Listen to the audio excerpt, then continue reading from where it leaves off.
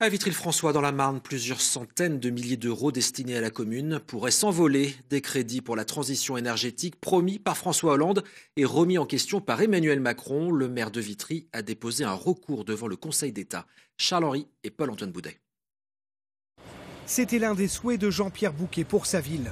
Illuminer la place d'Armes dans le centre de Vitry-le-François avec un éclairage moderne à LED, un investissement de 100 000 euros. Ici, il s'agit de rénover complètement l'éclairage et de changer, de faire un éclairage LED, donc un éclairage intelligent, un éclairage électronique. Alors pourquoi intelligent? Parce qu'on pourra faire varier en intensité en fonction de la fréquentation, de l'usage de la place. Mais voilà, l'État a décidé de revoir le mode de financement des aides à la transition énergétique.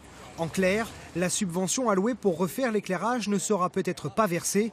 Une annonce faite il y a quelques semaines par le ministre de la Transition écologique, Nicolas Hulot. C'est un coup de bâton sur la tête que nous avons pris, quoi. Franchement, on ne s'attendait pas, surtout de la part de Nicolas Hulot. Songez que sur les 35 communes de la communauté de communes, il y en a 31 dans lesquelles des opérations ont été réalisées. C'est formidable, et ça ne serait pas fait sinon. Donc c'est un modèle qui marche, pourquoi l'arrêter? Le maire de Vitry-le-François regrette le non-respect des engagements de l'État.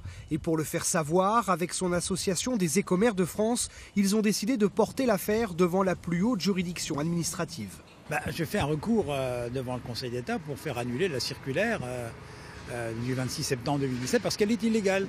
Parce que cette circulaire revient à modifier la loi de transition énergétique par circulaire, ce qui est complètement contraire à la hiérarchie des normes.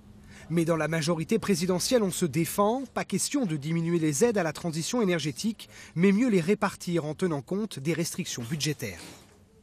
Il faut aussi rester pragmatique et raisonnable et financer à la hauteur des moyens de l'État. Ce qui n'avait pas forcément toujours été fait les années précédentes. Aujourd'hui, il est important de s'assurer de la bonne tenue des comptes dans la transition énergétique parce que ça va de pair. On ne peut pas se dire, on ne peut pas lancer des projets qui ne sont pas à la hauteur de nos financements, mais dans les deux sens. La réponse du Conseil d'État est attendue dans les prochaines semaines. Vitry-le-François pourrait perdre jusqu'à 900 000 euros d'aide.